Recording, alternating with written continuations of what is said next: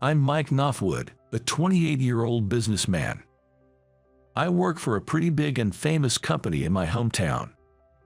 I'm part of the sales team, and there's a business drinking party almost every night. The clients seem to really like the place I chose for the gathering, so I think it was successful. I felt a sigh of relief. My boss is whispering something to our CEO. It looks like he's planning for the next place. Probably, they're going to a fancy place with attractive ladies, along with our client CEO. I guess us regular employees are calling it quits here. We hailed taxis for the higher-ups to send them off. Our tipsy CEOs seemed to be in high spirits. We made sure nothing was left behind with seniors, and then us regular employees dispersed. My colleagues were heading off to a bar, but I'm not much of a drinker. Despite the invite, I declined and decided to head home early. I wanted to enjoy my only hobby, gaming, when I got home. As I was excitedly heading home, I heard a dispute in a side alley off the main street. Normally, I ignore it, but I stopped in my tracks when I heard a young woman's voice. Squinting into the dark alley, I could see a girl about college-aged and a man about my age arguing about something. The man seemed to be forcing the girl, and she was clearly uncomfortable. "Hey, stop that!" She tried to keep her voice down, but it was clear that she was rejecting him. The man was holding her arm, seemingly trying to forcefully take her somewhere. The girl appeared to be about the same age as my younger sister. "Hey, maybe you shouldn't be forcing her like that," I called out quietly towards the back of the alley. The man turned around and glared at me. From just one glance, I could tell he was wearing a well-tailored suit. His tie is designer-made. His leather shoes are nicely polished. He seems like a rich guy. "Back off, you're out of your league, man." Quite a mouth on him for a privileged guy. Maybe he's a rich brat gone bad. I sigh inwardly. I just wanted to go home and play games. Stepping into the alley, the humidity instantly rises above the level of the main street. It's probably damp air from the air conditioners attached to both sides of the buildings. But she seems uncomfortable, and you're acting like a thug, so I can't just ignore this. While saying that, I nonchalantly grabbed his hand, shielding the girl behind me. Talking circles around people is something I'm good at. "Hey, Jenny, do you know this guy?" the man yelled as he tried to violently grab the shoulder of the girl behind me. I shielded her, making sure his hand doesn't reach her. He clicked his tongue and then attacked with pretty heavy punch. I absolutely hate violence. I was blown to the wall of a building, hitting my back hard. I tasted iron in my mouth. The man looked down at me, now slumped against the building wall. There was a vulgar grin on his face. These kind of guys never stop at one punch. He's the type who gets excited by the violence he inflicts. Just as I tried to escape, a kick to my stomach made me groan. See, just as I thought. I nearly laughed at how well I had read him. Just as the man clenched his fist again, the girl thrust her cell phone screen in his face. "If you don't stop, I'm calling police. Are you planning to make your dad clean up the mess again?" She said this with a voice so cold, it was like she was mocking him. Maybe because he didn't believe she'd actually call the police, his fist clenched tighter. Without hesitation, she started using her cell phone. From the speakerphone, you could hear the voice of a police officer answering a 911 call. He kept asking, "What's the matter?" The man lowered the fist he'd raised and clicked his tongue. "Don't run, Jenny." The man said this and ran off down the alley. She ended the call only after making sure he had gone. "We should move before the police arrive. You don't want any more trouble, right?" She grabbed my arm to help me up, and then lent me her shoulder as I wobbled. Her side profile is a real beauty, but with a hint of darkness, a pure yet mysterious beauty. By the time we reach a bench in a park away from the alley, we're both sweating. She made me sit on the bench and bought a couple of bottles of water from a vending machine. She gave me one and used the other to dampen her handkerchief and gently wiped my face. I rinsed my mouth with the water she gave me, but I could still taste iron. It looked like I had cut the inside of my mouth quite a bit. "We need to get you to a hospital. You're bleeding." She said this with a worried look while holding the cold handkerchief to my wounds. "I'm fine. It's not as painful as it looks. Are you hurt anywhere?" At my words, she opened her eyes wide in surprise. Then, tilting her head slightly, she looked at me in puzzle.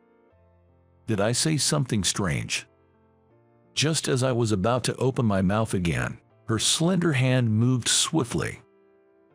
Before I knew it, my suit jacket was whisked away. Excuse me. Suddenly being stripped of my jacket, I was flustered. "I'll get it cleaned and return it. I'm sorry, but could you please provide your contact details?" She said this in a polite but firm tone. She quickly tossed over items that were in the pocket. When she found a business card holder in an inner pocket, she smiled. "I'll take a business card, if you don't mind." "Excuse me." She promptly pulled out a card, and she tossed it over to me. She took the business card and paused for a moment.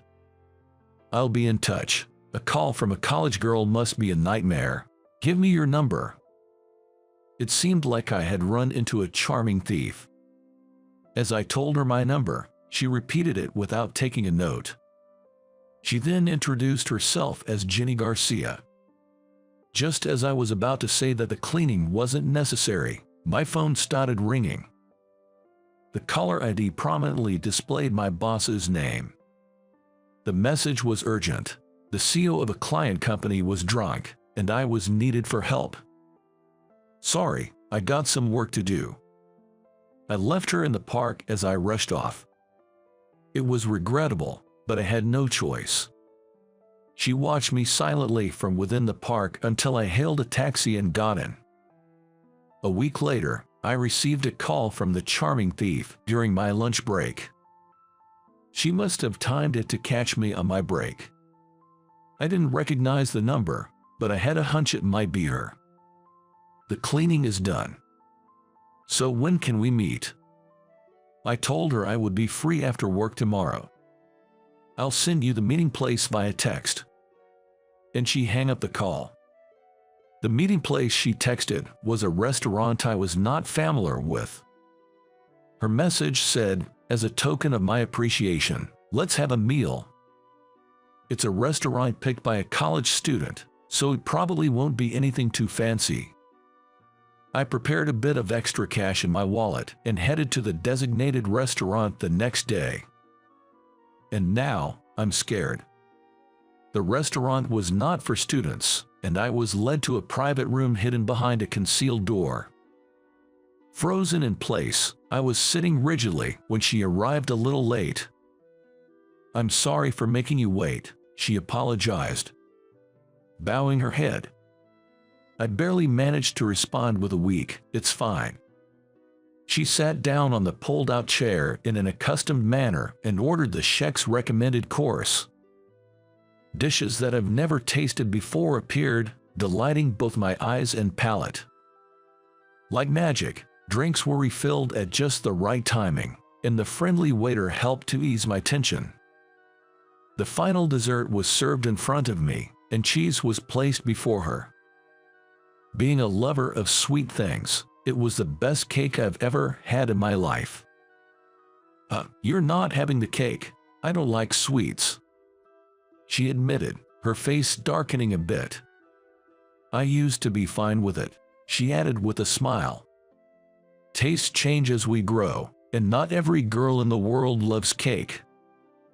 I simply responded, "Is that so?" and shrugged it off at the time.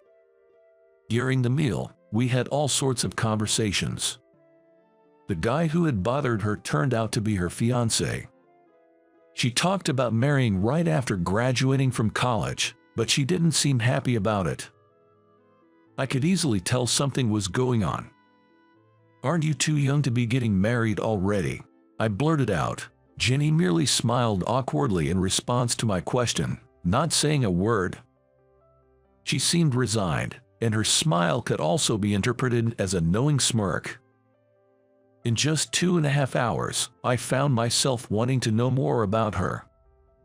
When I reached for my card to tackle the bill I was dreading, I was told it had already been paid.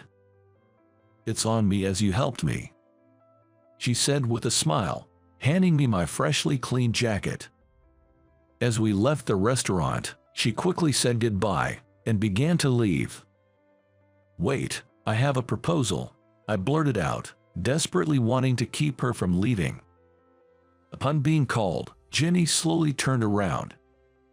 The sight of her looking straight at me was breathtakingly beautiful. "If you get married soon, let's do the things you won't be able to do once you're married." She looked surprised at my words, her eyes widening. It was a bold proposal, but it was all I could think of. Jenny was set to marry that guy right after graduation. And clearly, it wasn't a marriage she wanted. So I thought, why not enjoy her freedom until she gets married? I wanted to see her smiling, preferably by my side. "What a proposal," she said, her voice filled with a hint of disbelief. Suddenly, I felt embarrassed. When I timidly asked, "So, is it a no-go?" Jenny shook her head. "Where are you taking me for our fun day out?" she asked with excitement. I was relieved to see her anticipation. "Well, let's start planning then," I said, and she nodded in agreement. And just like that, she smoothly linked her arm with mine. Thus began our little game of playing lovers. From that day, Jenny and I went on many dates in various places. There was no rule as to who should ask, but it was always me inviting, and her accepting. There were a lot of things I learned from our numerous dates. She was more of a sheltered lady than I had imagined. She was too excited with the aquarium and being childish as she wanted to touch penguins. At the zoo, she fussed about wanting to take home a baby lion. During a horse riding, Jenny, an experienced rider, left me behind and ran into the forest. I remember feeling awkward when she showed up in a summer dress for the county fair. I was forced to buy a cotton candy that was 3 times the size of her face. But she remembered that she hated sweet things, which made me burst into laughter. Her persona was completely different from when we first met, and I was constantly surprised. That day, we went to an exhibition by a female woodcarver who specializes in animal carvings. She enjoyed sitting on a life-sized orangutan carving and playing with the kids. I found the scene somewhat heartwarming and watched while leaning against the wall. "Oh, teacher, hello." Suddenly, I turned toward the voice. There was a familiar-faced boy, grinning at me. "Hey, are you here with your family?" I noticed a girl holding his hand. He nodded with a hearty smile. "You're a teacher?" Out of nowhere, Jenny, who had returned, asked with curiosity. "Oh, are you the teacher's girlfriend?" "He's a boxing teacher." The boy responded clearly to Jenny's question. "In fact, I'm good at boxing, and I teach grade school kids at the gym run by an old college." Jenny stared at me in surprise, learning this new side of me she wasn't aware of. It was quite embarrassing being stared at so intently. Jenny watched the boy energetically say goodbye and run back to his parents. "You could have hit back, but you didn't," she murmured to herself. I knew she was talking about the time when we first met. "Why didn't you hit back?" she suddenly asked seriously, and I looked at Jenny. Her face was very serious. "I just don't like hitting people." It may have sounded contradictory, but that was how I truly felt. I knew the pain of hitting someone and being hit, That's why I didn't like hitting people. I think this hesitation was the reason I was always the runner-up. During my school days, I was a runner-up in every competition. I could never fully commit to winning. Every time I came in second place, I felt sorry for my family, who was cheering for me. Would you say the same thing even when you absolutely need to hit back? She asked in a cold voice, reminding me of when we first met. I felt an unbridgeable chasm between Jenny and me, as if we were standing on opposite cliffs overlooking a deep valley. I couldn't answer her question. Ever since our date at the exhibition, I had lost contact with Jenny, and a week had passed. There was no response to my calls or emails. She used to pick up on the first ring. I was worried that something might have happened. Perhaps I had been written off because I couldn't answer her question at the time. I was anxious to see her again. Just as I was about to try to contact her again, a colleague called out to me. He delivered a message that the director wanted me in his office. I hadn't made any mistakes at work. I put on the jacket I had taken off and knocked on the door to the boss's office. The boss said in a low voice, "Come in." In the boss's office there were the boss and the director and the CEO of a client company. And one more person, the man who had been bothering Jenny, was sitting back on the sofa. "I'm disappointed in you, trying to steal my nephew's fiancée." So, the man who was bothering Jenny was the boss's nephew. The client company's CEO also looked stern. As I stood there dumbfounded, the boss explained. Jenny was the daughter of a client company's CEO and the boss's nephew's fiancée. He emphasized that their marriage was necessary to strengthen the partnership. It seemed like they were insisting on a marriage to expand their companies. I was taken aback, wondering what they were talking about. So, in short, the CEO's nephew desperately wants her and he got the company involved, right? The truth just slipped out of my mouth. I felt the temperature in the CEO's office rose dramatically. The CEO of our client company was a person of not so great reputation. I heard that originally the current CEO's brother was the CEO, but he was kicked out and the current CEO took his seat. He had mistresses here and there and ran the company recklessly, or so the rumors went. "That's enough. I want you to quit the company. We can't afford to keep a thief cat in the company." I was disgusted by the CEO's ridiculous comment. Next to that CEO, the CEO of the client company was nodding deeply. He said he couldn't do business with a company where thief cats were present. Personal life and work are separate matters. Annoyed at the nephew grinning at me, I said to the boss, "I don't want to give up on myself as I have been working hard till now. I thought this is the time to become desperate. I thought I'm fed up with giving up on Jenny and my job. I'm not interested in your opinion. This is my company, and I don't need you." The CEO pointed to the exit door and told me to leave.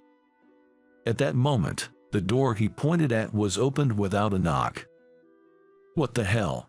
We're having an important conversation," the CEO immediately yelled at the person who opened the door. However, the next moment, everyone in the CEO's office was stunned and couldn't move. "It's been a while, Uncle. My father sends his regards," Jenny said to the CEO without a smile. The boss's nephew, her fiancé, was stunned. "Was it you, Uncle, who was secretly sniffing around me, or was it my fiancé?" It wasn't until Jenny told me that I realized. The CEOs found out about Jenny and my relationship because someone was sniffing around us. Probably someone in this room hired a detective and investigated. And I was caught out. "You're also to blame. Meeting secretly with Mike. It's irresponsible behavior while being engaged." Jenny snorted at the CEO's words. It was clear that she was looking down on everyone except me. The CEO of the client company warned Jenny, "Don't meddle." Jenny looked at me and smiled a little. "I'll handle this." When Jenny declared that to me, she threw a bundle of documents at the client company's CEO.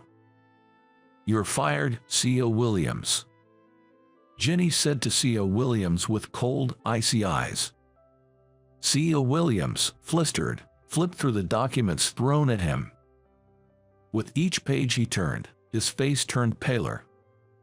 "My brother is the CEO from today." Incredible. Jenny conspired with a real brother and took over their father's company. Investing in her father's company from her company, and gradually buying up shares behind. "We'll take back my father's company." Jenny glanced at her fiancé, who was totally in shock, and thrusted documents at him too. The words compensation were written. Jenny informed her fiancé that she would claim damages for all the mental distress he has caused. Then her gaze shifted to our company CEO. He flinched slightly. "I will poach Mike for company, and brace yourself, I will bring down this place too," Jenny said, her mouth the only part of her that's smiling. Her eyes were not. "Is this your idea of revenge?" Hearing CEO Williams' squeezing voice, a big smile appeared on Jenny's face. "If you compare it with what you've done to my family, it's nothing. The real hell starts now." In truth, Jenny isn't CEO Williams' daughter but his niece. Her biological father was the CEO who was ousted by Williams. Jenny's father, having lost control of the company, died from a combination of stress and overwork. Seemingly, her mother, who had been part of a loving couple, died of illness not long after. Only Jenny and her brother were left. Jenny was taken in by CEO Williams, and her brother was put into a facility. It's likely he adopted Jenny because he thought she could be a useful pawn in the future. He probably never imagined that she would turn on him. Jenny had been patiently waiting for a moment of revenge. As CEO Williams collapsed in defeat, Jenny looked at him once, then extended a hand to me. "Welcome to our company, Mike." Just as she had declared, Jenny set out to destroy the company where I had been working. The employees trembled at the sight of her relentless advance, with no hesitation or doubt. I started working as a secretary to the CEO at Jenny's company. The CEO is Jenny's real brother, James. He's the same age as me. The new job was tough in many ways, but somehow I managed. The company seemed to be changing into a more pleasant workplace, freed from dictatorship. I think the brighter expressions of the employees are proof of that. I would love to say everything is going well, but there's one thing that worries me. Jenny has been avoiding me. Ever since the incident in the CEO's office, she has been actively ignoring me. Even when we pass in the hallway, she just acts as if I don't exist. Just when I was trying to find a way to talk to her, CEO James showed up. "Do you know what a Savannah cat is, Mike?" Confused by the unrelated topic, I tilted my head. A Savannah cat is a breed of cat born from the crossbreeding of a serval cat and a domestic cat. It's about the size of a dog. Depending on the breed, it is necessary to register with the local government to keep one.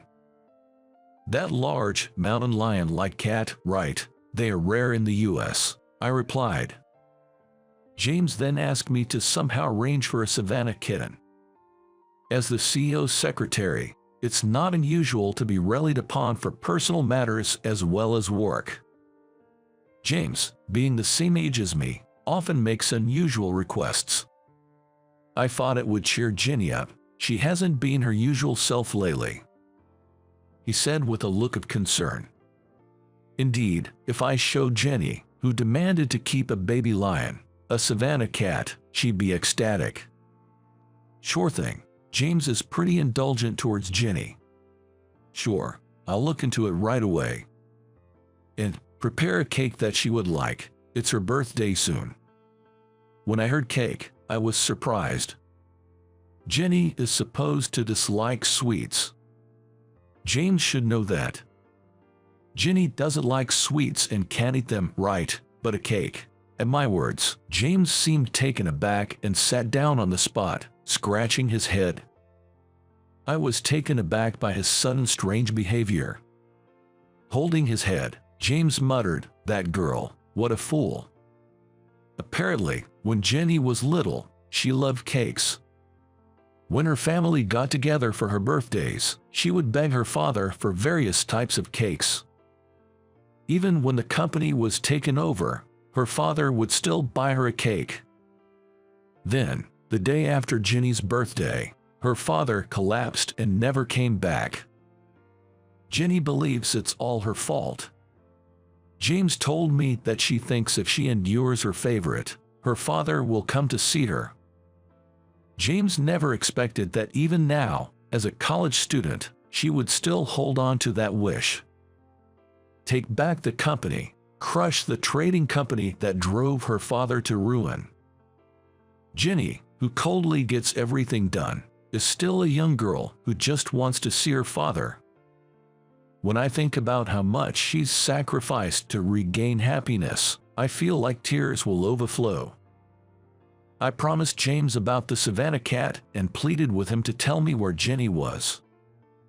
I just wanted to talk to her. I drove to the place James told me. The exhibition we went to together is on its final day, and Jenny is said to be there. In the exhibition room filled with the excited voices of children, I found Jenny, lost in thought. She was staring at a family looking at a wooden bear, seemingly enjoying themselves. Her profile looked expressionless, yet it also seemed like she could burst into tears any moment. Found her. I gently whispered and gripped her hand so she couldn't run away. Jenny, who looked back in surprise, had noticeably lost weight since I last saw her. "Why are you avoiding me?" She shuddered at my question. I stopped her from trying to run away by tightly gripping her hand. With a resigned look, she relaxed and said in a small voice, "Because you hate hitting, don't you?" Jenny continued in a small voice, thinking I despised her because I hate hitting. Her voice was shaking slightly. "I hate and am bad at hitting, but it depends on the time and place. I've changed my mind a bit."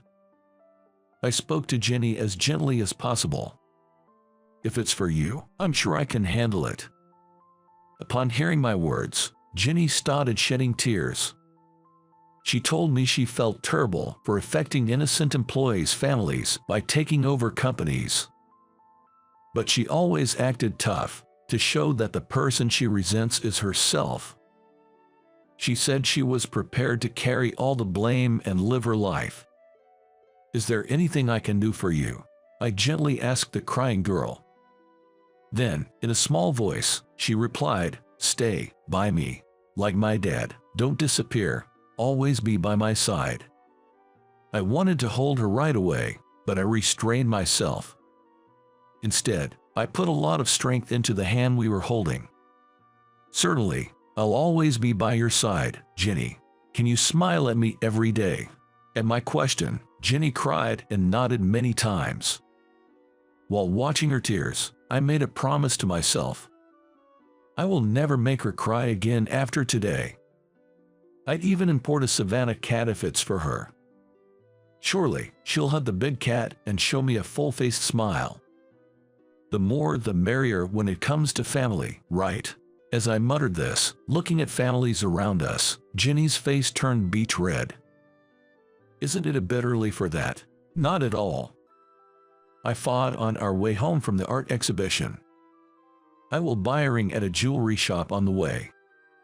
I was thinking about this, looking at Jenny's blushing face. Who would have thought that our meeting that day would lead to this? I had no idea back then. Now, I'm grateful to God for our encounter that day. My name is Mark Johnson. Along with my wife, Susan, We run a public bathhouse, a business inherited from my grandfather's time. We had a fateful encounter with a child. It was on a day in early spring when the chill still lingered in the air. It was a little past 9 o'clock in the evening. Having seen off the last customer, I was preparing to close the store with my wife. I left the indoor cleaning to Susan and went to take down the entrance sign when I spotted a small figure near the trash dump located a little way off from our shop. Under the glow of the street lamp, I could see a raggedy girl rummaging through the garbage. At that time, I thought the girl was just searching for something. But considering the late hour, I thought I should say something to her. I called Susan, and we approached the girl together. As we got closer, we saw a girl in a thin long-sleeved shirt and skirt, barefoot, in the cold season when a jacket would still be necessary. Although she wore sneakers, they didn't fit properly, and she was stepping on the heels. Surprised by her appearance, both Susan and I could do nothing but gawk, until I finally spoke up. "Little lady, it's quite late. Are you looking for something?" Perhaps startled by being addressed so suddenly, the girl flinched and turned towards us. Her hair, slightly longer than shoulder length, was messy, lacking the luster typically seen in a child's hair. Her bangs were long, obscuring her eyes. "I'm hungry," she replied. Hoping not to frighten the jittery girl, I gently addressed her. "So you're hungry, huh? But it's late. Let's call your house. Do you know your home phone number? We can phone your mom or dad to come pick you up." But the girl shook her head vigorously. "I get it. It's scary to go to a stranger's house, isn't it? How about this? We'll call your folks while we wait together here." Since it was late, I thought she might be suspicious of us. However, the girl confessed. "My mom hasn't come home for about 3 days. I've been waiting for her to return, but I'm so hungry." Her words led me to suspect possible neglect or abuse. "So, how about we call the police and you wait here a bit?" I asked. "No, not the police. Mom said no to the police," she exclaimed. The mention of the police seemed to put her on guard all at once. Just when I was contemplating calling the police despite her reluctance, we heard her stomach growl. Susan was the one to break the silence. "Are you hungry? When did you last eat?" "I haven't eaten since this morning. That's why I was searching for some food," she replied. Susan and I were lost for words. A girl in thin clothes, rummaging through garbage at night, having not eaten all day, was a heartbreaking sight. "Would you like to come to our house?" Susan proposed. I was surprised by her words. Taking a child home without contacting the police might lead to complications later. Perhaps sensing my concerns, Susan looked at me and said, "I understand your reservations. As adults, it may seem right to call the police, but how can we leave a child out here, shivering from the cold and hunger?" I resolved myself when I heard my wife's words. "If the girl is resistant, we can go to the police tomorrow. The most important thing right now is to provide this shivering child with a warm place and a meal to fend off her hunger." I put on a smile and reached out my hand to the little girl. "Come home with us, it's okay." The girl seemed hesitant for a while. But after some time, she took my hand. My wife held the girl's other hand. And so, the three of us hand in hand, returned to the public bathhouse. It seems the girl's name is Alice, or so she says. Upon returning to the bathhouse, my wife and little Alice went to bathe together. In the meantime, I went to prepare some clothes. Alice's clothes looked cold and dirty. They were no longer wearable. I brought some of my wife's clothes. A coat, shoes, and pants with a string. With the string, if tied tightly, She should be able to wear the pants without them slipping off. I quickly ran to the convenience store and bought some small-sized women's underwear. I also picked up a toothbrush while I was there. By the time everything was ready, my wife and Alice had come out of the bath. The underwear and clothes seemed a bit large, but she managed to put them on. The girl who came out of the bath had color back in her pale face and looked more like a child. Her hair, now washed and dried, was softer than before. But her long bangs were unmanageable, so my wife held them back with a pin. Underneath her long bangs was a cute face that had been hidden. "Are you feeling warm now?" When I asked, Alice nodded several times. She seemed excited. "You know, the bath is huge. It's like a swimming pool, and it's so warm. I've never taken a bath like this before." I felt relieved seeing her smile as she spoke. I was worried because she was expressionless, not like a child at all, when we met her at the garbage dump. While I was drying Alice's hair, my wife was preparing a meal. Our house is right next to the public bathhouse. After Alice and I finished drying our hair, we moved to our house next door. There, my wife served the meal she had prepared. It was a warm pot of soup. The girl's eyes sparkled at the sight of the soup, filled with vegetables, meatballs, and noodles. "Can I eat this?" My wife smiled at Alice's question and said, "Feel free to have as much as you want." After that, she ate a lot. My wife gave her a fork and a spoon because she was spilling some food as she struggled with chopsticks. She may have never been taught how to use chopsticks. "It's delicious. I haven't had a warm meal in a long time," said Alice. Thinking about the environment she must have been in up to now, my heart felt like it was about to burst. Once her stomach was full, Alice seemed to trust us a little and started talking about herself. Her mother hardly ever comes home, so she looks for food in the garbage dump. She's 7 years old, in the first grade of elementary school. But she doesn't have clean clothes, shoes, or a school bag.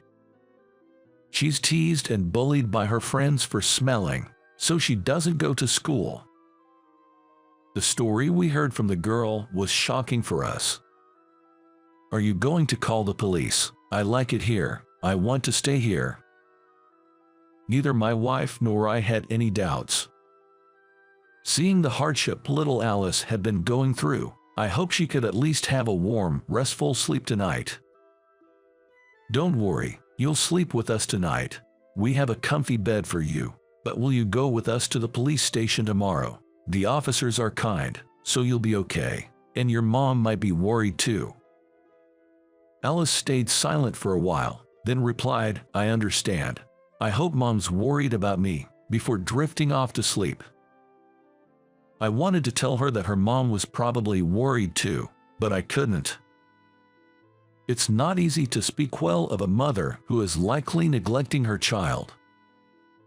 If I were to say something to comfort her on the spot here, she might end up getting hurt later. We spread out 3 beds in the carpeted room. When she got into bed, Alice seemed quite happy. "This is amazing. I've never been in such a soft, warm bed. I hope Mom isn't cold. I wish she could sleep in a warm bed too." The sight of her worrying about her mother, who left her without even giving her food, made my wife secretly cry. It was tough for me to keep from letting Alice see my teary eyes. The next day, we escorted Alice to the local police station. I can't forget her slightly lonely expression when we were parting. "Are you guys saying bye-bye now?" I held back tears and put on a smile. "I hope we can meet again someday. The police will take good care of you, so there's nothing for you to worry about, okay?" I told her, and Alice nodded. My wife hugged Alice for the last time. As we left the station, Alice waved at us with a smile. We had become so close to Alice overnight, and it was heartbreaking to say goodbye. On the way home from the police station, my wife was very worried about what would happen to Alice. We don't have any children, but we always loved children, and we used to say we wanted about 3. When we couldn't have any and went to the hospital, we found out that my wife has ovulatory dysfunction. Yet, there are ways to have children in modern times. We underwent fertility treatment with medication. Despite taking breaks occasionally, we went through 10 years of fertility treatment. But we couldn't have a child. At the 10-year mark, we decided to stop the fertility treatment. We didn't want to give up. But we were exhausted from the ups and downs of whether or not we could have a child. We decided to cherish our time as a couple, knowing that we've tried our best. We've been living quietly as a couple since then. That's why we couldn't stand parents who let their precious children feel cold and hungry. Later, we couldn't help but worry, so we contacted the police station where we had taken Alice. It turns out her mother had not been found after leaving home. It seemed Alice was going to a foster care facility. We were given the name of the facility since we were the ones who had found her.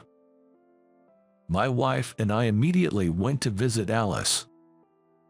Many children were living away from their parents at the facility for various reasons. When we went to see her, Alice hugged my wife. They told me that Mom might not come back. "You guys aren't going to stay with me, are you?" At her words, my wife and I were frozen, only able to deflect, unable to answer Alice's straightforward question. We were not relatives and couldn't live with Alice. But when we spoke with a staff member at the facility before leaving, we heard about foster parenting and adoption. When I felt this was it, I looked at my wife and she was looking at me seriously and nodded. It was the moment when we, as a couple, made a decision. We decided to learn about foster parenting and adoption that day and signed the necessary paperwork. In Alice's case, since she had just arrived at the facility, we needed permission from the family court to start the process for foster parenting or adoption. But the permission came without issue at a later date. Since then, we attended training and workshops to become foster parents, leading busy lives. During that time, we occasionally visited Alice. We had once asked her, "How would you feel if we wanted to live with you, to become your family in place of your mom?" Alice replied with a radiant smile, "I'd be really happy." That alone motivated my wife and me to keep going. Normally, a mother carries her child in her womb, nurturing them with care while the father supports to ensure the child is safely born. But we didn't have that process. We couldn't undergo the kind of struggles that typical parents have. That's why we combined our strength as a couple to overcome the busy days, holding the goal of making Alice smile more, to become her parents. But then, one day, an incident occurred. We received a sudden call from the facility staff. "Isn't Alice with you?" We were informed that Alice had run away from the facility. My wife and I hurried to search for her. Our house and Alice's old apartment are far from the facility. Just when we were fearing the worst, imagining that she might have been involved in an incident, we received a call that Alice had been found near the facility. She was apparently taken into police custody. We immediately went to see Alice, who had returned to the facility. Alice's face was wet with tears. "I wanted to go to Uncle and Auntie's place, to eat meals and take baths in the big tub again," she confessed. My wife and I, unable to say anything, hugged her small body tightly. After this incident, our desire to become a family with Alice grew even stronger. After things had settled down, I asked Alice to promise not to leave the facility on her own anymore because it was worrying. And then, I once again talked to the facility staff about wanting to take Alice into our care. After over half a year, the procedures were finally completed. My wife and I legally adopted Alice. 4 years later, my wife, Alice, and I were living happily. Alice was no longer suffering or feeling cold. She was attending school cheerfully every day, wearing a beautiful school backpack. However, a little before Alice's birthday, we received a letter from her biological mother. It was a request to meet her on her birthday. Without hesitation, Alice replied that she would like to meet her mom. To be honest, the speed of her decision made my wife and I anxious. But Alice is now in the 6th grade. She's at an age where she can make decisions for herself. We respected Alice's decision. We agreed that if Alice expresses a desire to live with her biological mother after this meeting, we would consider it positively. On the day of the reunion, Alice headed to the designated cafe by herself.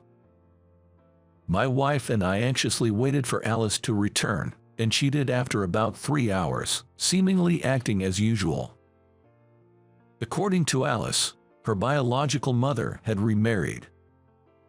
Her mom was smiling more happily than Alice had ever seen before. Alice was relieved to see her mom so happy because she had loved her mom even when she was left behind. So I told her, "I'm glad for you, Mom. I truly meant it when I said, 'Congratulations,'" Alice said, showing us a smile. Forgiving someone who abandoned you is no easy task. I was reminded yet again of what a sweet, proud daughter we have. And looking slowly from one parent to another, Alice firmly declared, "Mom, Dad, thank you for finding me. Meeting my real mom made everything clear. I felt relieved after seeing her and immediately wanted to return to you both. This is where I belong." Seeing Alice so confident made us feel relieved that we'll be together from now on. After that, we decided to go buy a cake for Alice's birthday as a family. When I suggested holding hands, Alice, looking a little embarrassed, agreed, saying, "Just for today." I remember we held hands with Alice on the way to the bathhouse on the day when she was rummaging through the trash. But Alice's hand has grown so much since then. Alice will continue to grow. We don't know how long she'll want to hold hands with our parents. But no matter how big Alice gets, even if she no longer wants to hold our hands, she'll always be our precious daughter. We'll cherish this happy moment and continue to walk together as a family of 3. So, how was our story? Your subscription to our channel provides us with great motivation to continue sharing our journey. Until the next video, take care. When she saw my bag, she exclaimed, "It's amazing," and became ecstatic. As I presented it to her, she opened her mouth wide and eagerly took it in, biting down. Seeing her delighted expression filled me with happiness too. When I asked for her impression, she spoke with tears welling up in her eyes, saying, "I feel so incredibly happy. I think it was the most beautiful smile in the world." But there were many things that happened before she showed me that smile. Let me tell you the story this time. My name is Sean Taylor, 30 years old. I work as a pastry chef at my family's cake shop. Recently, one of the staff members quit, so we were short-handed. On this day, I was exhausted from working overtime. Since I work at my family's shop, I decided to live alone so that I could relax and do things at my own pace after returning home. My apartment is about a 15-minute walk from the family cake shop. While descending the stairs of the pedestrian bridge on my way home that day, I slipped and missed a step. It was probably because I was completely exhausted and feeling dizzy. At first, I felt pain when I collided with something, but I don't remember much after that. It was fortunate that I didn't bump into anyone. When I regained consciousness, I was already being transported to the hospital. "Mr. Taylor, can you hear me?" A nurse said, the line often heard in medical dramas. With a vague consciousness, I turned my gaze towards the voice, and the nurse was just about to touch my clothes. The beautiful nurse who was about to strip me naked had a tightly fitting white uniform that was bursting at the seams. Most men might be particularly weak to well-endowed women, and I was no exception. I found her incredibly attractive. Yes, the nurse standing in front of me was my exact type. I felt like I had seen her face somewhere before, but my consciousness was hazy, and I couldn't recall. Anyway, even though I didn't know the extent of my own injury, I considered myself lucky just to have encountered a beautiful nurse, and I lost consciousness again. And when I woke up next, the treatment was already over, and I was fully conscious.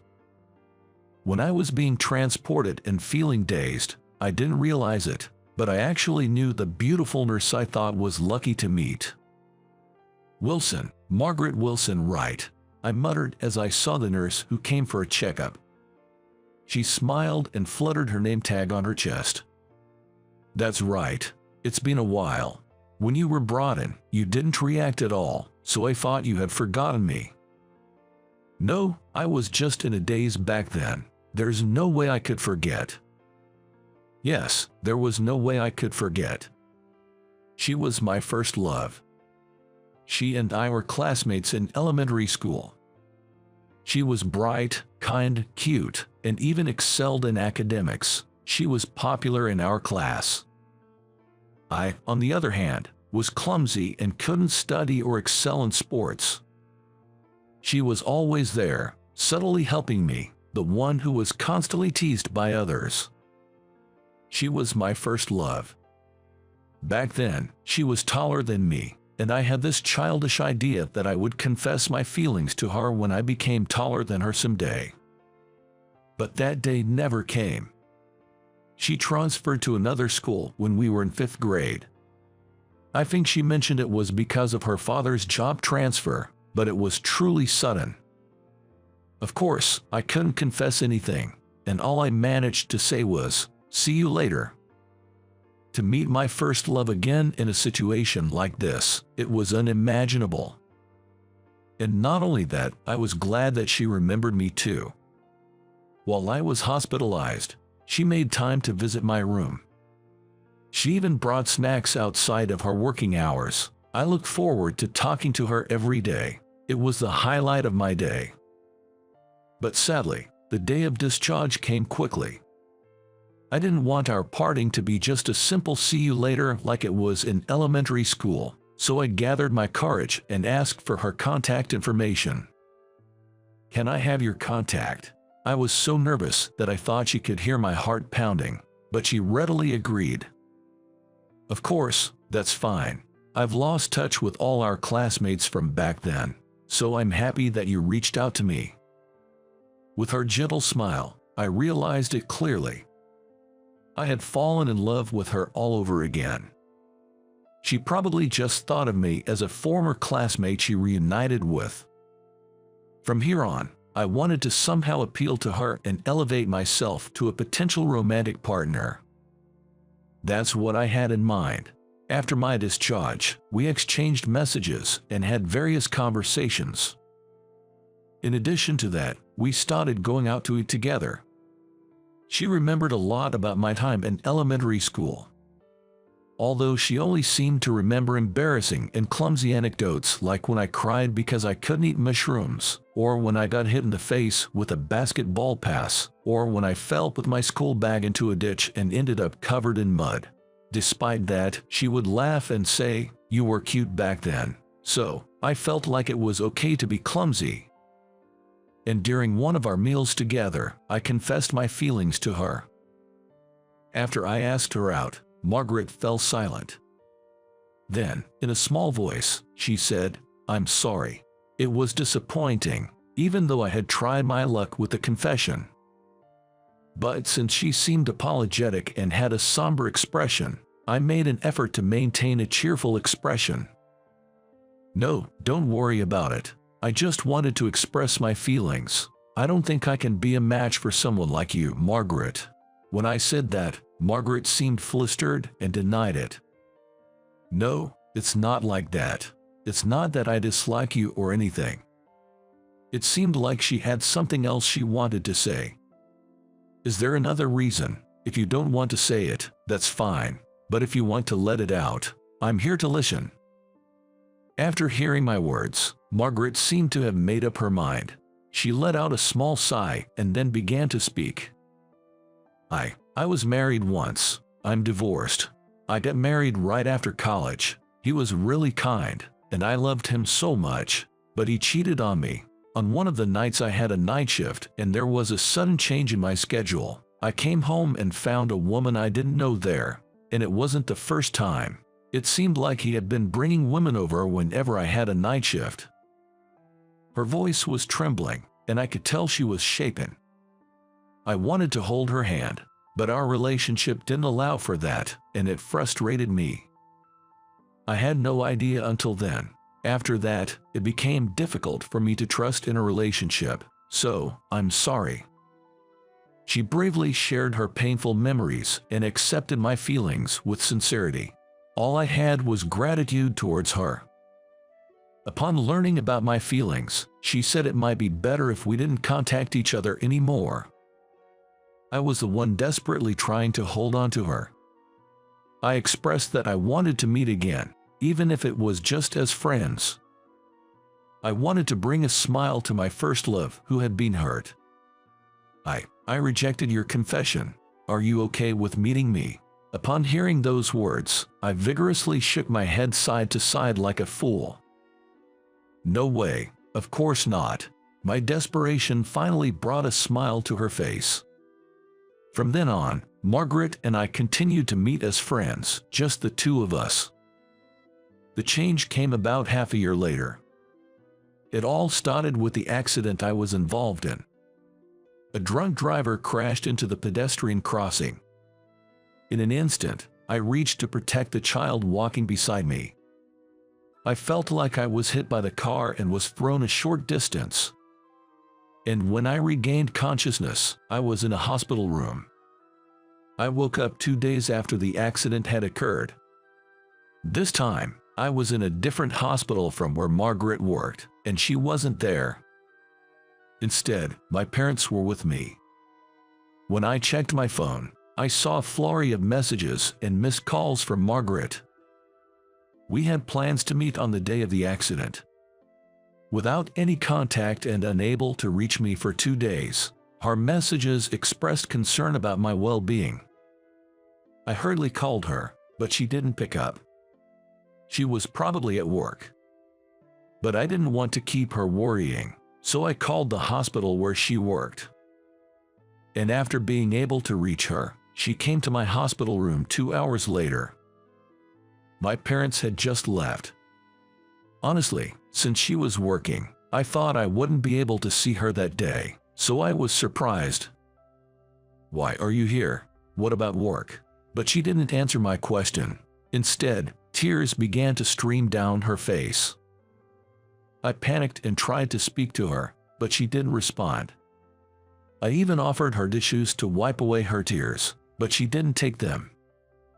She continued crying, not worrying about her face getting soaked with tears. And after she had cried to her heart's content, she started lecturing me endlessly. "Sean, you get injured way too much. How many times do you have to be taken to the hospital to learn your lesson?" It was the first time she scolded me. Well, this time, it was more like helping someone. Help people without getting injured, you idiot. As excited and agitated as she was, sometimes her words didn't make much sense. However, I understood that she genuinely cared about me. During the 2 days when she couldn't reach me, she couldn't sleep, worried at night. So when she received a call from me at her workplace, she immediately left early and rushed to my side. Seeing her eyes being puffy with bags, I couldn't help but feel remorse for causing her concern, even though I was trying to protect a child in the accident. Suddenly disappearing without a word, I didn't feel alive. Let's stop this kind of thing. This will be the last time, okay? She insisted, emphasizing her point, and I promised. Yeah, from now on, I'll be careful. I won't worry you. Upon seeing me again, she muttered, "This is dangerous." Huh. I was taken aback and at a loss for words, and that's when she showed me her first smile of the day. "I can't just leave a clumsy person like you alone. I have to keep an eye on you," she said. "So, you mean, as friends?" I asked cautiously. Margaret smiled and said, "As a boyfriend and a girlfriend." Huh. I stood frozen for about 3 seconds, then shouted, "Yes," and did a victory pose with a loud voice. It caused some pain in my broken rib, and I had to press the nurse call button, but I didn't care because I was so happy. From then on, Margaret and I continued our relationship smoothly, and a year later, we decided to get married. However, for the first time since we started dating, problems arose between Margaret and me. It happened on the day I came home from work, just a few days before our wedding. We had been living together for 2 months, and Margaret would always greet me when I returned from work. But on that day, Margaret wasn't there to welcome me. Feeling funny, I entered the living room, and what I saw surprised me. Margaret was crying. She had both hands covering her face as she silently wept. "Double, what's wrong?" I approached Margaret anxiously, and she moved her hands away from her face. Her eyes were red from crying. "What were you doing? It's so late." I arrived home after 10 p.m. But I had informed her that I would be late due to work. Didn't I tell you? It's because of work." "Really? Lately, it's been happening every day, hasn't it? Is the cake shop that busy at this time of the year? I feel like it's not really work." I didn't understand the meaning behind Margaret's words. There was no reason for me to be late other than work. I didn't have frequent outings with friends or any hobbies. She should have known that. "You're not seeing someone, are you, like another woman?" Margaret said while crying, and tears streamed down her face once again. It was at that moment that I finally realized. Margaret suspected me of cheating. It was true that I had been working overtime frequently for the past month. Was she carrying this anxiety every day? Margaret had experienced a divorce before due to her partner's infidelity. I felt so pathetic, realizing how much I had made Margaret worry during this past month. I tightly held Margaret's hands with my both hands. "I'm sorry, I started working late suddenly, and it made you anxious. Whenever I asked for details about your work, you always deflected the question. I wondered if you couldn't tell me. I believe you wouldn't cheat, but because of my past and the fear of being kept in the dark, I felt anxious." It was true that I had been evasive when Margaret asked about the specifics of my overtime work. I wanted to make Margaret happy, but instead, I ended up hurting her. At this point, there was no other choice but to tell her the truth. "Come with me." I took Margaret to the cake shop owned by my family, where I worked. There were numerous cake illustrations and cake samples in the refrigerator. "Is this a wedding cake?" Margaret murmured as she looked at the illustrations. "Yes, I wanted to make our wedding cake myself. I've been thinking about what kind of cake would be good. I wanted to surprise you and make you happy. That's why I couldn't talk much about my overtime work. But it made you anxious, didn't it?" Margaret let out a deep sigh upon hearing my words. Perhaps she had been on edge all this time. "I'm sorry for doubting you. It's all right. They say it's common to feel anxious before getting married. And considering your past with your ex-husband, I understand how being kept in the dark can make you anxious. I'm sorry for making you worry." After exchanging apologies, Margaret eagerly tasted the cake samples I had made and exclaimed, "It's delicious," with a smile on her face. Looking back, we had been busy with wedding preparations and creating trial wedding cakes for the surprise, leaving little time to spend together. It felt like it had been a while since I last saw Margaret smile like this. Margaret said, "I'm looking forward to the wedding cake," and she didn't seem to have any anxieties. It's unfortunate that it wasn't going to be a surprise, but Margaret's peace of mind is more important. I'll do my best, so look forward to it. I decided at that moment to make the best cake ever. So, on the day of the wedding, she looked incredibly beautiful in her wedding dress, and there was no bias in that statement. Margaret was overjoyed when she saw my large wedding cake. When she said she couldn't eat because it is a waste, I jokingly said, "Please eat it. I made it just for you." During the first bite, where the bride and groom feed each other cake in front of everyone, both Margaret and I had beaming smiles. As I scooped up the cake and offered it to Margaret, she instinctively held my hand, holding the spoon tightly. Then she opened her mouth wide and took a bite of the cake. "I'm so happy. It's the most delicious cake I've ever had. Thank you so much," she said with a smile. She was the most beautiful in the world, and I reaffirmed my determination to make her happy. I used to think that I was prone to accidents and had a streak of misfortune, but thanks to getting injured, I was able to reunite with such a beautiful bride and marry her. Maybe I'm actually lucky. That's what I think now. How is it? By subscribing to the channel, you can support our production. See you again in the next video.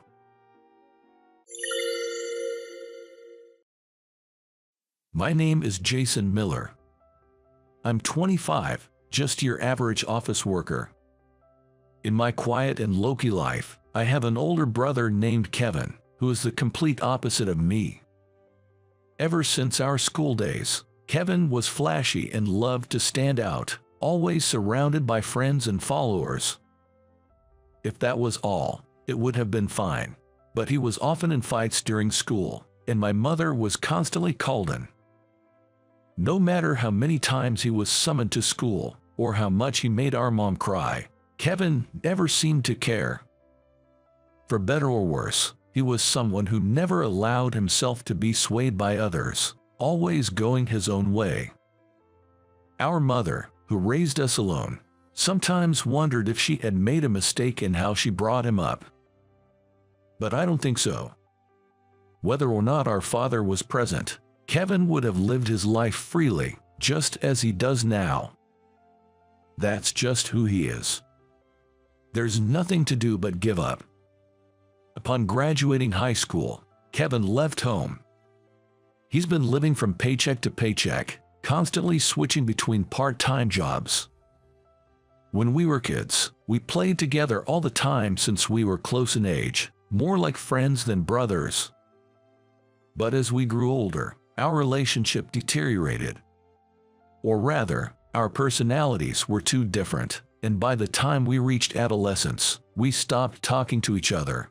Even though we lived in the same house, it felt like we were strangers. That's why I didn't feel lonely when Kevin left home. I only wished that he wouldn't cause trouble for anyone as a member of our family. But of course, my wish went unanswered. When I started working, I moved out and lived alone, but I often went back home because I was worried about my mother. One day, while visiting home, Kevin suddenly showed up out of the blue. This happened when Kevin was 26. It was his first time home since high school, so it had been about 8 years. Standing next to Kevin was a petite woman with delicate features. With her beautiful face, she bowed deeply to my mother and me, who were frozen at the entrance. "Oh, nice to meet you. I'm Nancy, Kevin's girlfriend." Nancy, who introduced herself with an apologetic look, was next to Kevin, who was uninterestedly looking away. Both my mom and I were surprised. Kevin's girlfriends had come to our house before, but none of them were as polite as Nancy, who greeted us. They used to ignore us, or even smoke confidently in our house. But then, Kevin made a shocking statement. "I got married. This is my wife, she's due in the summer. Take care." Next to my stepmother, I couldn't help but raise my voice. "Married, and she's pregnant." In response to our reactions, Nancy bowed her head again. "I'm really sorry." Seeing Nancy bow her head weakly, both my mom and I managed to calm down. We decided to hear the details from Nancy, who seemed more willing to talk than Kevin. Nancy is 22. She had been working part-time since graduating high school, but she now has an office job. She happened to meet Kevin in a bar, they started dating, and she soon found out she was pregnant. They just got married, and she's currently 5 months pregnant. I had heard from Kevin that he had already spoken to his family about our marriage registration and my pregnancy, said Nancy, her voice wavering. "Until recently, I was bedridden due to severe morning sickness. I had no idea he hadn't spoken. I'm really sorry." Nancy's parents had passed away and she appeared to be estranged from her relatives.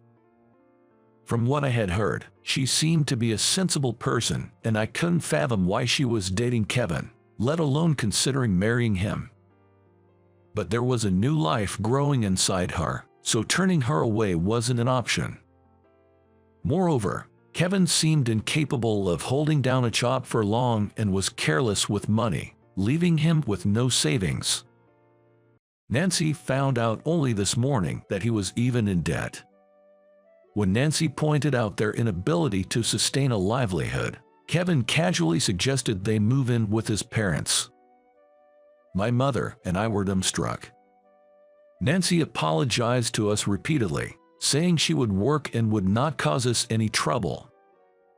Kevin, who had put her in debt and impregnated her, did not apologize. However, I couldn't abandon pregnant Nancy, so I accepted her and Kevin into our home. "I apologize for my foolish son. Nancy, you must feel helpless without your parents. You must be worried about your living situation because of Kevin. Please live here. I'm still working, and I want you to take care of yourself and prepare for the birth," my mother said. At her words, Nancy's eyes welled up with tears. I'm sorry. As soon as I give birth and am able to work, I will start working immediately. I promise to repay this kindness," she vowed.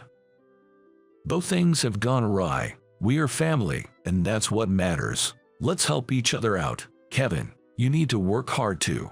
No more wasting money. That's the condition of you living here, got it?" Kevin grudgingly accepted the condition. "I get it," he muttered. And so, the three of them, my mother, Kevin, and Nancy, started living together. I had been sending money to my mother and decided to increase the amount. My mother told me I didn't need to do that for Kevin, but I was not doing it for him.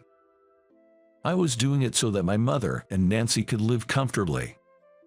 There were many things about Kevin that were irritating and frustrating. But what was vexing was the fact that the ones who had to deal with this were our mother and his pregnant wife, Nancy. I was concerned if Nancy, who had just met Kevin after many years of him not coming home, and his mother could manage to live together, but their cohabitation was surprisingly going well. Kevin seemed to be working, and Nancy was a hard worker and considerate, which made life seem more comfortable for our mother. In fact, when Nancy's belly began to grow and she wanted to slow down, it appeared that our mother was there to support her. However, such a life didn't last long. As Nancy entered her final month of pregnancy and they thought the baby might be born any moment, Kevin disappeared. He went to work as usual but never came back. When they called his workplace, they found out that Kevin had gotten into a fight with a coworker and abruptly declared "I quit" a few days ago, and indeed he never showed up to work after that. They haven't been able to get in touch with him since. We had considered accidents or incidents, but they found Kevin's note on the desk in his bedroom. I can't handle this life after all. Being a father too, not happening, sorry. That was it. With just that, Kevin had abandoned Nancy and the child that was about to be born. Nancy broke down crying. She was so distraught that it made me and my mother worried. She didn't have a family home to return to. Kevin was her only family to rely on. I imagine she was terrified about what life would be like with a child on the way. Nancy talked about leaving the house right away. I can't impose on you with Kevin, John. There's no blood relation between me, my child, and you. I can't be that much of a burden. The one who stopped Nancy from leaving was my mother. She begged her to stay at least until the baby was born. My mother was probably worried about Nancy being alone too. About a month later, Nancy gave birth to a healthy baby girl, Mia. But while Mia was fine, Nancy fell sick after childbirth. She kept bleeding and had a fever that wouldn't go down. There was no way Nancy and Mia could live on their own, so they continued to live together. During that time, they had many discussions and decided that our mother, Nancy, and her baby Mia would continue to live together and raise Mia. I moved closer to their house and supported them as much as I could. I thought there might be times when they would need a man's help. Once, I asked Nancy what she thought of Kevin, who had irresponsibly left without even getting a divorce. I thought she might be holding a deep grudge. But Nancy wasn't harboring any resentment. Kevin was never good at living his life. He was a burden to those around him and only thought about himself. But he reached out to me when I was lonely and chose to be with me. I know he's a hopeless case, but I just can't bring myself to hate him because he gave me a family when I was all alone. I guess I just don't have a good judgment when it comes to men. She said that with a lonely smile, a smile that I think I'll remember for the rest of my life. I would have treated her better, wouldn't have made her suffer, even though I thought that I couldn't express it. Nancy was my brother Kevin's wife after all. 2 years passed, and then one day, my brother Kevin passed away. We learned about it from a call from the police. Apparently, Kevin had been living about an hour away by train. But his life was as aimless as ever. He was jumping from job to job, getting into fights from time to time. He often drank with friends until the early morning hours. And in the end, he died in a drunk driving accident. I'm sorry, Nancy. It's all because of my poor parenting that things ended up like this. Mom, having lost her son, apologized with tears swelling in her eyes. But Nancy gently stroked Mom's shoulder. It's my fault as his wife. I couldn't keep him with our family. Both Mom and Nancy blamed themselves. So, I glared at Kevin's portrait. Neither Mom nor Nancy are at fault. It was Kevin's life. Only Kevin is responsible. Both Mom and Nancy weakly nodded at my words. But when we went to Kevin's apartment to sort out his belongings, we discovered something. Apparently, Kevin, who was known for his reckless spending, had been saving money in his bank account. On the cover of the bank book, in messy handwriting, it said, "Nancy's and the kids' money. Don't use it, me." Whether he was trying to turn over a new leaf or was attempting to atone in his own way, we'll never know now. What's clear is that Kevin was saving money for Nancy and little Mia. When I saw Kevin's handwriting on that bank book, I cried for the first time since his death. My big brother, who was so bad at living, an irredeemable mess. But he was trying to change for his family. Not only me, but Nancy and Mom seemed to feel something from this fact, and we all cried together. He was by no means a good guy, but he was still my only brother. No matter how messed up he is, it seems that saying goodbye to family is always hard. I understood that. After saying goodbye to Kevin, we were met with yet another tragedy. Right after a month after Kevin's death, Mom passed away from a heart attack. There was no warning. It was all of a sudden one day. Nancy and I were completely knocked down by this. But somehow, I kept my footing, supporting Nancy. I was the only one left who could extend a hand to her and little Mia. In the 2 years since Kevin left us, Nancy had become more than my brother's wife to me. She had become the woman I loved, the woman I wanted to protect. Because of this, I had to stay strong. With this thought, I desperately held back my tears. Even after my mother's funeral, there were tons of things to think about, like what to do with the house, how and where Nancy and Mia were going to live. Maybe all of these concerns took a toll on her. Nancy fell sick. I explained the situation to my workplace and managed to get some time off.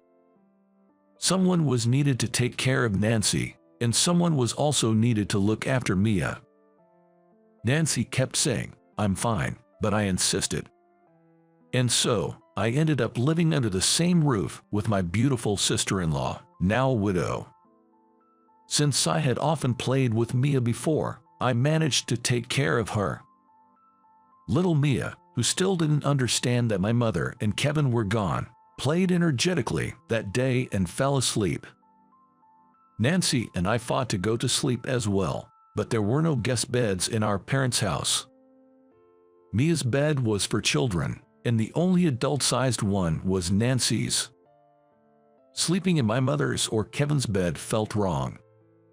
"There's only one bed, huh?" Upon my murmur, Nancy, who was slumped on the couch, answered in a small voice, "I'm fine." "What?" I looked at Nancy's face in surprise. Her tone didn't sound like she was joking, but I didn't think she was serious either. Nancy's expression was gloomy, and I understood from it that she was feeling extremely lonely and vulnerable right now. So, I forced a smile. I wanted Nancy to keep her spirits up. "I'm a big guy, you know. You'd be crushed if we slept together," I said. After a moment's pause, Nancy broke out laughing. "Haha, you're right, sorry. I'll sleep on the couch. You take the bed and get a good night's sleep. Sorry, I know it might be hard to relax with me in the house." As I said this, Nancy patted the spot next to her on the couch. "Don't worry about it. Sit down here for a bit. It's nice to have someone around after so long. Would you like to chat for a bit?" There was no way I could refuse an invitation from the woman I loved, so I sat down next to Nancy. She then let out a sigh. She looked good, so she seemed to be feeling okay for now. "A lot has happened," she said. "After Kevin, my mother also passed away, leaving just Nancy, Mia, and me. I'm sorry, my family, they've brought nothing but sadness to you and Mia," I said. Upon hearing my words, Nancy clenched her hand that was resting on her knee. "Losing your mother was devastating, but about Kevin, it's complicated. Why did he leave us? If he regretted it and was saving money for us, why didn't he come back sooner? I sometimes feel like complaining about him, but then I hate myself for thinking such things about someone who's passed away." Nancy's voice trembled, and I felt a tightening in my chest. And what's with drunk driving? He was really hopeless, but I knew he was that kind of person. I should have stopped him, but I couldn't, and he's gone now. When I think that Mia and I couldn't be the reason for him to turn over a new leaf, I feel so empty. Nancy was blaming herself. I placed my hand on Nancy's. Her hand was shockingly cold. So, I gently held it, trying to warm it up. Nancy didn't shake off my hand. "Nancy, it's okay. Don't blame yourself so much. Kevin was always a selfish man, but even so, he was trying to save money for his family before he passed away. The very fact that he was trying to do something for someone else was an incredible thing, and it was undoubtedly thanks to you and Mia that he could do so. That was my true feelings. But I don't want Nancy to be trapped in thoughts of Kevin forever. I want her to seek her own happiness more. Nancy, am I not good enough? I won't let you or Mia suffer any more sadness. Will you live by my side from now on? Nancy was silent for a long time. Then, looking into my eyes, she slowly opened her mouth. If it weren't for you, if I hadn't had you, Jason, I wouldn't have been able to survive. I think I feel the same as you, but please give me a little more time. I need time to come to terms with the reality that my Mel and Kevin are no longer with us. I understood Nancy's feelings very well. That's why I responded that I would wait, no matter how long it took. A year later, Nancy, Mia, and I together performed a memorial service for Kevin and our mother, then visited their graves. As we stood at the gravesite, I reflected on the past year that Nancy and I had supported each other. It seemed that Nancy had been able to reconcile her feelings over the course of the year. Today, Nancy was showing a smile as if she had let go of everything. And then, with her hands joined at the grave, she said, "Please give me your son, Mil. I promise to make him happy." Mia mimicked her, exclaiming, "Please." So I also clasped my hands. I'll make Nancy and Mia so happy that Kevin will regret what he left behind. Let him regret it from above. At my words, Nancy showed a full-faced smile. Then, the three of us, with Mia in the middle, held hands and went home. I won't let go of these hands, no matter what happens. That much I've decided. I hope you enjoyed this. Subscribing to the channel will be a great encouragement for me to create more content. See you in the next video.